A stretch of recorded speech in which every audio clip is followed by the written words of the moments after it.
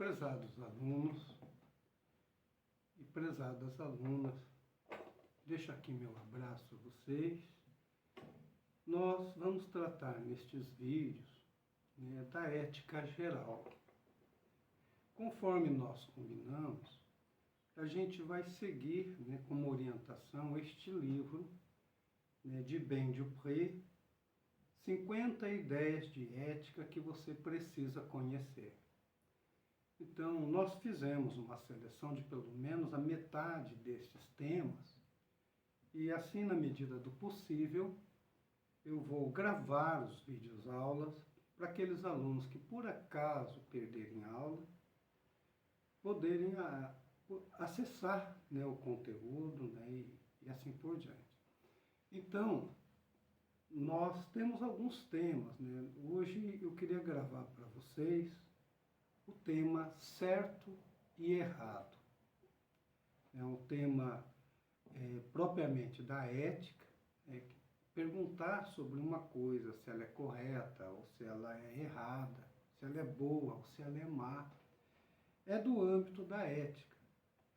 Como eu disse para vocês, a ética, a moral, elas são partes das reflexões para a conduta humana. A moral é aquilo que regula o nosso comportamento e a ética é o questionamento sobre os valores que impulsionam o nosso comportamento, certo? Então, nesse texto, que é um pequeno texto, sempre tem algumas questões introdutórias.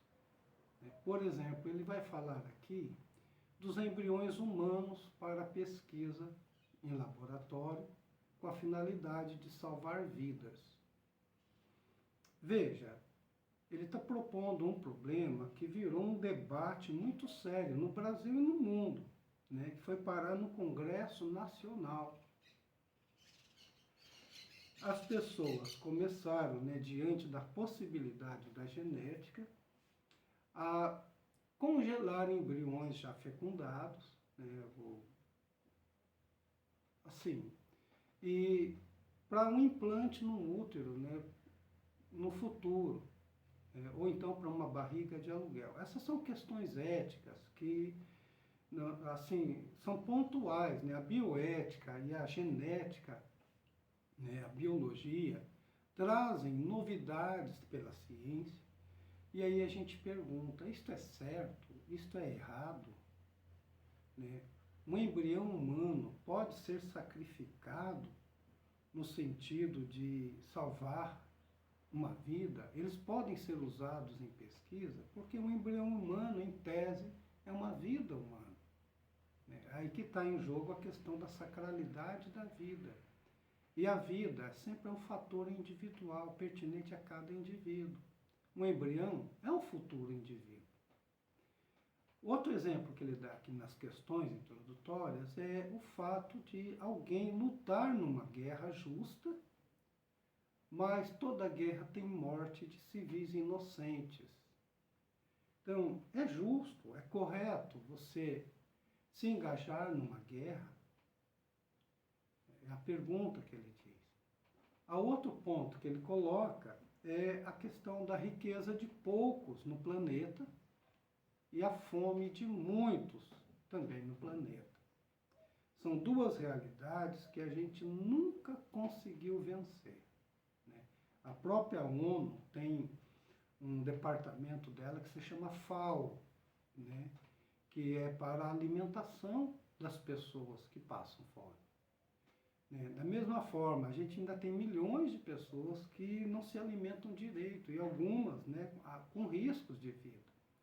Então a gente pergunta, essa situação no mundo, onde há pessoas que têm um desperdício enorme de alimentos e outras que careciam daqueles alimentos para poder viver dignamente, o que é certo e o que é errado?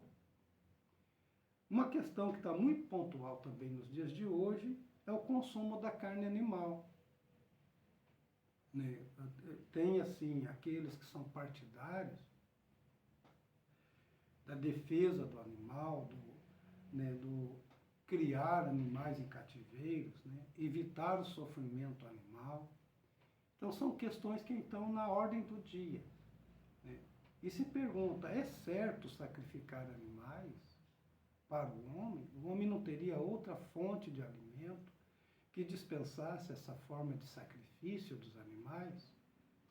Certo? Então, são questões introdutórias para dizer para a gente que as questões éticas, né, quando estão na reflexão, elas também, né, giram em torno do conceito de certo e errado. Certo e errado também a gente pode dizer bom ou ruim, né? Então, adquirem aqui uma centralidade da ética ou da filosofia moral, que no fundo vai ser tudo a mesma coisa, né? E nessa questão do certo e errado, a gente trabalha na ética com a questão de valor, né? Valor moral, valor ético, né? O que é o valor? O valor, segundo Max Scheler, é quase sem definição, né? Valor é o que vale, mas isso é redundante, não explica necessariamente o que é valor. Então o valor ele adquire um significado moral, ou valor que atribuímos às coisas, né? Quem valora as coisas são os homens, né? Aqueles que pensam. Neste sentido, ter valor significa o mesmo que ter peso nas escolhas e nas decisões nossas, né? As pessoas, elas decidem por aquilo que elas valoram de antemão. E o problema que vem disso aqui é que quando a gente faz uma determinada escolha entre um bem e outro bem, ou entre o bem e o mal, tudo o restante não vigora, né? Então, se a gente tem duas coisas para escolher, escolhe uma, tem que ter exclusão de uma outra. Isso Heidegger já falava na filosofia dele. Nós temos nossas escolhas. A escolha de uma coisa coloca em dispensa todas as outras escolhas. Então, isso também está dentro da moral, né? E outra coisa que vem quando a gente fala de valor, né, são o choque que há entre eles. Então, os valores, normalmente, eles têm um contexto cultural. E quase sempre, os valores entram em conflito. E aí, quando eles entram em conflito, vem o debate moral e também os dilemas éticos. O exemplo clássico que ele dá aqui é o uso de embriões humanos na pesquisa. Então, as pessoas podem dizer assim, olha, salvar vidas é um valor, mas manter a vida de um embrião também é um valor. Outros podem dizer o seguinte, olha, esses embriões serão descartados de qualquer forma, né? Se eles serão descartados, não podem salvar vidas. O mesmo também vale para a doação de órgãos. Uma pessoa se acidenta, a morte dela é decretada, ela pode doar todos os seus órgãos que ainda estejam bons para salvar a vida de outras pessoas. Um rim, um coração, as córneas. Então, um embrião não poderia ser sacrificado? Então, as opiniões aqui, elas divergem muito, né, sobre aquilo que é certo ou errado, né? O Immanuel Kant, que é um filósofo que ele cita aí, ele trata, na ética dele, né, que é uma ética dos meios e dos fins, né? Uma ética dos fins. Ele vai dizer que o homem é um fim em si mesmo e que a vida humana, os homens de forma geral, não podem ser tratados como meios, né? Impede isso a noção de dignidade humana. Mas aí alguém pode comentar, escuta, mas a gente quer salvar vidas. Essas vidas também são humanas. Então a gente não pode tomar, tomar isso como uma regra, né, ou uma exceção que seja, né, usar a vida de uma pessoa para salvar outra. Para o Kant, não. Para o Kant, a natureza faz o trabalho dela. Aquilo que é insuficiente pela natureza, o homem não deve provocar nada. Porque não é que uma ética utilitarista em que você sacrifica um para beneficiar muitos.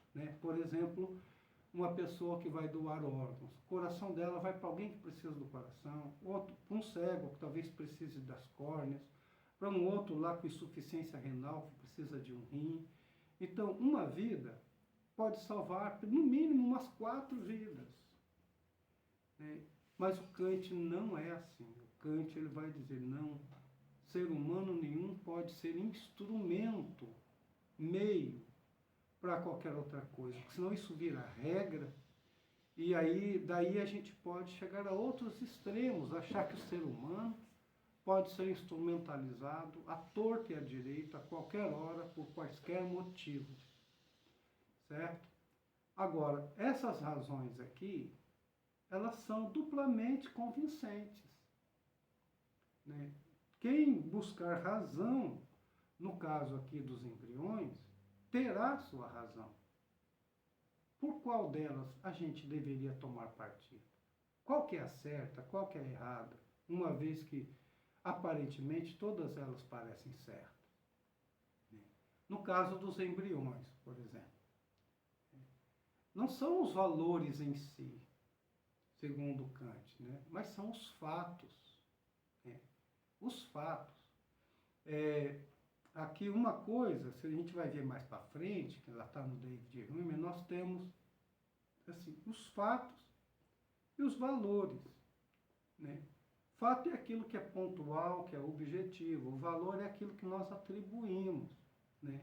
No caso aqui do fato, é o status do embrião humano.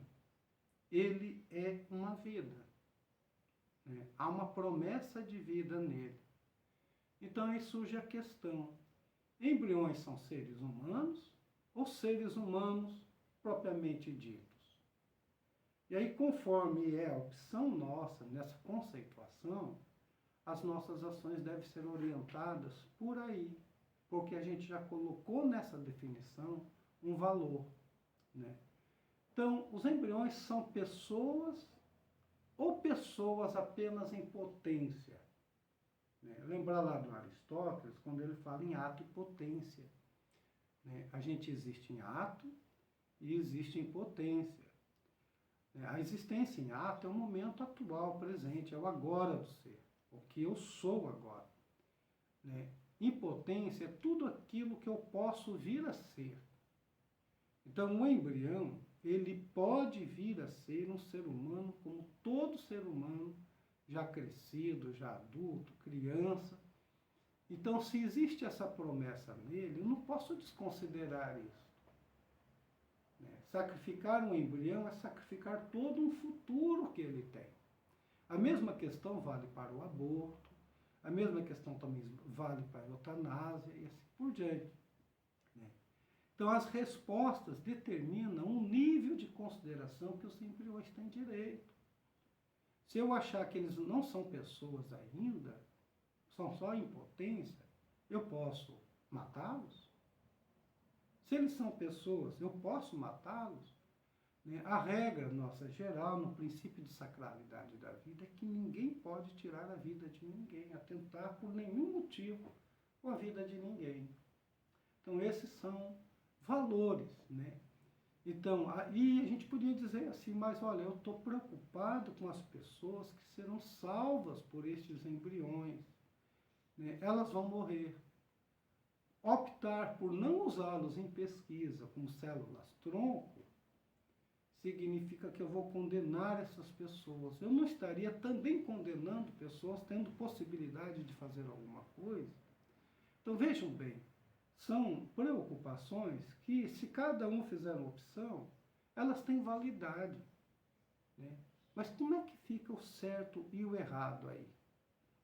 Isso sempre vai ficar em aberto, não vai ter uma resposta definitiva para isso, a não ser que o Estado, que é laico, determine, façam isso. Como foi no caso do aborto, que por 3 ocasiões, pode uma pessoa, né, pedir uma legalidade de intervenção, né, como o aborto, sendo assistido em hospitais públicos ou não. Então, essa é a questão de valores. Né? Em seguida, aí no texto, ele vai falar das origens da ética. Né? E, assim, ele vai mencionar a etologia.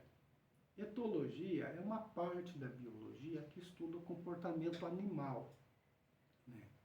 Então, por exemplo, muitos antropólogos, assim, com base na etologia, passaram muito tempo pesquisando chimpanzés, né, assim, comunidades de animais, né, os esquilos, enfim. E, então, com os estudos, por exemplo, dos grandes símios, né, eles chegaram a perceber que há um senso básico do certo e errado como produto de pressões evolutivas em animais congregados em grupos sociais.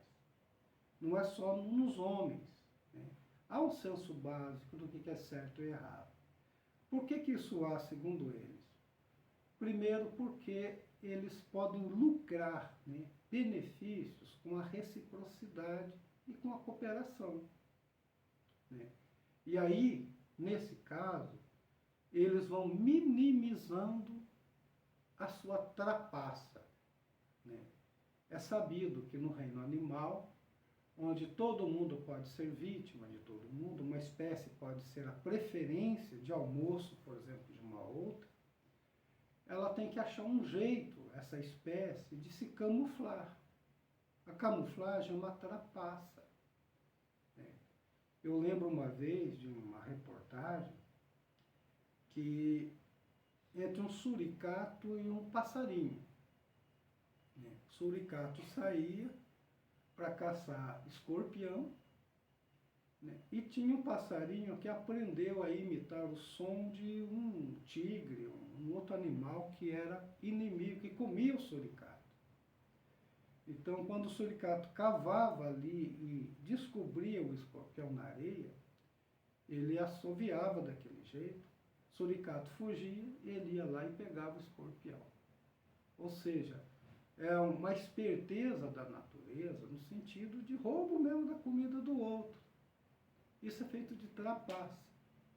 Na segunda vez ele fazia isso, o suricato percebia que não via um inimigo dele, de qual ele foi avisado.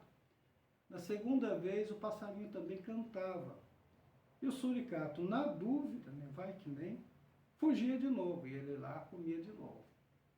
Na terceira vez o suricato já ficava mais desconfiado, mas aí o passarinho já tinha o seu almoço, já tinha o seu jantar. Né? Com 2 escorpiões, dava de esperar o dia seguinte. Então, na natureza existe isso. Né? E, então, na etologia, o comportamento desses animais é no sentido de cooperar e menos fazer trapaças. Né? Identificar criminosos e impedir a reincidência, com punição e exclusão do grupo, eles fazem isso. Os homens também. Né? Já é muito antigo, o homem pré-histórico já fazia isso. Então, são noções emergentes dessas interações sociais, a questão do certo ou errado. Há gente que defenda isso. Né? Bom, em seguida aí tem um subtítulo que ele diz assim, subindo a Torre de Marfim. A Torre de Marfim é uma expressão, assim, pejorativa em relação, por exemplo, aos filósofos de gabinete, aqueles que estão num lugar em conforto e passam a pensar, a refletir sobre o mundo, mas em segurança, ele não está no meio do movimento. Então ele só pensa a partir do seu gabinete, né? Isso que chama-se Torre de Marfim. Então ele diz, ó, questões éticas importam e têm significado prático. O próprio Aristóteles dizia que a política e a ética era um saber prático. Apesar de ser teoria, para nós aqui é sempre teoria, mas é prático no sentido de que ela orienta o nosso comportamento, o que a gente deve fazer, certo? Aceitar o certo e o errado é reconhecer necessidade de agir. Isso já está lá em Aristóteles, né? Caso estejam erradas as pesquisas, por exemplo, com as células-tronco, aí os cientistas, né, as pessoas que devem tomar decisões, devem mudar de pensamento e de atitudes, mas elas podem agir com base nisso, né? Nesse sentido aqui, o Ben-Dupré vai falar de uma certa desistência dos filósofos. Já não temos mais um Aristóteles, um Platão, que vão pontuar, isto aqui é correto, ou Kant, isso aqui é correto. É isto aqui que tem que pautar a nossa vida e é por isso aqui que a gente tem que se esmerar num determinado comportamento. Não. Então, ele vai mencionar que a filosofia anglo-americana, que por conta de não ter respostas suficientes sobre o que é certo e errado, né, desistiram de abordar questões morais substantivas e práticas, né, e limitaram-se a analisar significados dos termos morais, em vez de abordar o certo e o errado, né? E a gente carece disso, né? Cada vez mais a gente tem assim, uma dificuldade, né, de dizer o que as coisas são de fato, né, e dizer categoricamente, por exemplo, roubar é crime, é errado, matar é errado, né, tortura é errado, né? Há sempre aqueles que estão achando uma brecha para polemizar, mas pode ter exceção, pode ser assim, né? Então esses filósofos acabaram fazendo uma guinada. Em vez de falar da ética, dos valores, das coisas que são valoradas, eles passaram a fazer metaética. O que é metaética?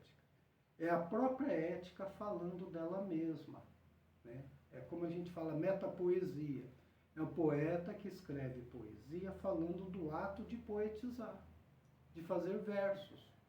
Metalinguagem, a linguagem questionando a si mesma. É sempre assim. Então, em vez de eles fazerem uma ética voltada para as coisas, fizeram uma ética cada vez mais se direcionando a si mesma, né? Como se ela se tornasse um invólucro de si mesma, né? E essa metaética, então, é fruto de um ceticismo moral. O que é um ceticismo? O ceticismo é um esquema filosófico, uma corrente filosófica, antiga já, né? Estava lá na época do Alexandre Magno, um filósofo chamado Pirro, daí a gente chama também de pirronismo, em que eles tinham assim, certas dúvidas sobre se é possível o conhecimento, né? Então o ceticismo é aquele que duvida, o cético é aquele que duvida de qualquer afirmação. E também da afirmação moral, né, sobre o que é certo e o que é errado. Então, esses filósofos anglo-americanos, né, fizeram opção pela metaética, né, e aí lançam bases também de um ceticismo moral, né. Um exemplo desses são os filósofos conhecidos como emotivistas, que vão dizer que os nossos valores nada mais são do que ponto de partida das nossas emoções. Então, uma coisa te comove e você olha para ela com mais afeto ou não, né? E as questões morais seriam isso, né? Os termos morais não expressam fatos, dizem eles, mas o estado emocional do falante. Então, certa coisa vai ser importante para mim porque ela, de uma certa forma, convocou meu afeto, né? Me fez gostar dela mais do que outra coisa. Então, a moral não seria mais do que uma vivência de emoção. E os nossos valores também seriam assim. Então, afirmações morais não poderiam ser verdadeiras ou falsas. Esse é o problema. Porque se depende da minha emoção, daquilo que eu acho que é bom para mim, do meu afeto, da minha afetividade, né? Isso eu não posso determinar uma regra geral do que é certo ou errado, né? Então, uma questão assim, se elas são verdadeiras ou são falsas, fica assim complicado de dizer, porque ela vai ser verdadeira para mim, mas não vai ser verdade também para o outro. Então a gente instaura aqui um tipo de relativismo, né? Dizem eles, não há verdades morais, nem fatos morais.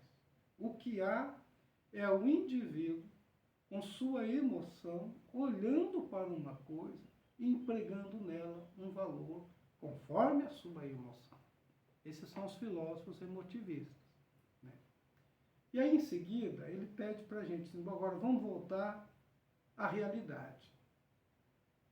Voltar à realidade. Na década de 1960, nós tivemos uma guerra sangrenta, a Guerra do Vietnã. Foi uma guerra que levou a sociedade americana a revisar, né, o seu belicismo, né, a sua sanha de estar capitaneando o mundo, né, xerifando o mundo, né, e houve a morte de muitos soldados norte-americanos, como houve morte também de muitos vietnamitas, e sobretudo, assim, mortes exageradas de civis. Aí se perguntava sobre os direitos civis, né? A questão dos direitos civis também, de liberdade, igualdade, né? Respeito à vida, respeito à propriedade, né? Tudo isso aqui também está, e eu não posso apenas colocar nisso a emoção, né? Tem que ter uma objetividade aí, não é uma questão só de emoção. Eu não olho para uma guerra e vou valorar a guerra conforme ao lado em que eu estou, né? Terá que existir, né, assim, uma objetividade da gente dizer, ó, matar civis inocentes numa guerra é uma coisa errada, né? Então os emotivistas nesse sentido não colaboram, né? E a libertação das mulheres, um caso feminismo, um movimento que começou já no século passado e que tem crescido, né, em vista do feminicídio, do patriarcalismo, né, que sempre dominou a cultura ocidental, né? Então, não é só uma questão de emoção, porque na prática, historicamente, a mulher sempre foi mais oprimida do que o ser humano, né? A dedicação a questões concretas do dia a dia. Então, nós temos a vida a ser processada diariamente, com todos os nossos problemas de saúde, de doença, de pobreza, de riqueza, né? Tendo que trabalhar, tendo que estudar, né? E essas coisas o tempo todo envolvem valores, valoramentos. Será que é só de minha emoção, né? Então, nós temos aqui amplos aspectos de tópicos que não dá para aceitar apenas uma questão do emotivismo, né? Aí ele vai falar aqui, vai usar uma metáfora de ações e chaves inglesas, né? O que é uma chave inglesa? Chave inglesa é aquela uma, né, comprida, assim, com cabo comprido, que tem uma espécie de parafuso no meio, que você abre e fecha, né? Então ela pode ser adaptada ao tamanho, por exemplo, de uma porca, né, para você poder apertar. Então ela não é fixa, ela tem um dente dela que abre e fecha mais, né? Então é isso, a chave certa. Vamos procurar a chave certa. Bom, não achando a chave certa, você tem essa ferramenta, que você pode ajustá-la para fazer qualquer serviço de apertar, por exemplo, uma porca aí num determinado parafuso, né? E aí ele diz, olha, a propriedade relacional e não é intrínseca. Então essa chave que se adapta está relativamente a todas as outras porcas, né, de vários tamanhos que a gente tem que considerar, né? Então existe a chave certa em si mesma, mas também de um outro lado tem a serventia expectada, né?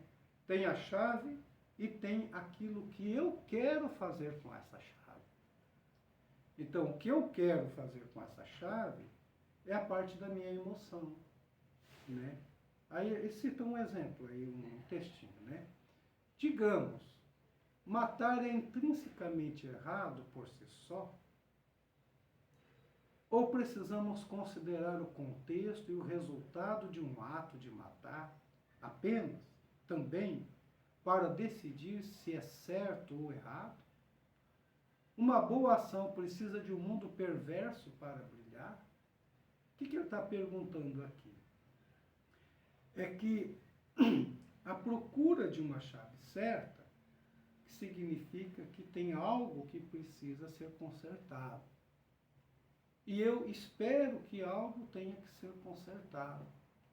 Mas se eu quero pensar só isso, ele está dizendo, olha, então a minha boa ação vai exigir que sempre algo esteja em desajuste, né, do mundo perverso para poder brilhar. Não tem algo que eu possa dizer que seja mais universal, que vai depender toda vez de uma emoção minha. É isso que ele está perguntando aí, tá certo? E aí tem, no finalzinho, naquela tarjazinha preta, a linha do tempo. Em 1785, Immanuel Kant escreve, lá na sua Ética, na Crítica da Razão Prática, um homem não pode ser meio para um fim. Nenhum homem pode ser tratado como meio, como instrumento. Então, isso é Immanuel Kant, é um dos pontos chaves da ética dele. Então, a tortura é algo que tem que ser condenada, porque você está torturando uma pessoa, usando aquela pessoa como instrumento para obter uma informação. Na década de 1940, aí vem a visão emotivista da vida, com esses autores aqui, Alfred Julius Ayer e Charles Leslie Stevenson, principalmente, e outros também, da década de 1940. Esses são os filósofos emotivistas, que no final dos slides aí eu deixo lá uma imagem deles, né, e a data de nascimento e morte deles.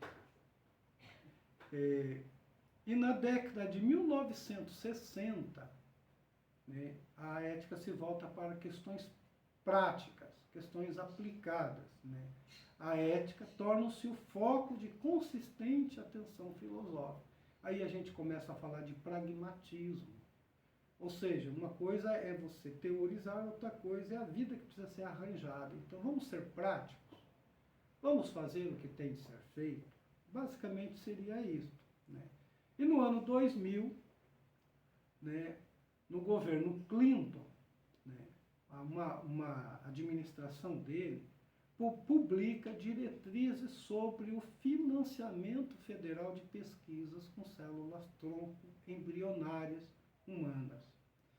Então, aqui está dando base aos Estados Unidos, mas aqui no Brasil também foi autorizado. Então, já que vai jogar fora, né, é um descarte, ninguém mais vai fazer caso daqueles embriões, eles estão lá, de certa forma, abandonados.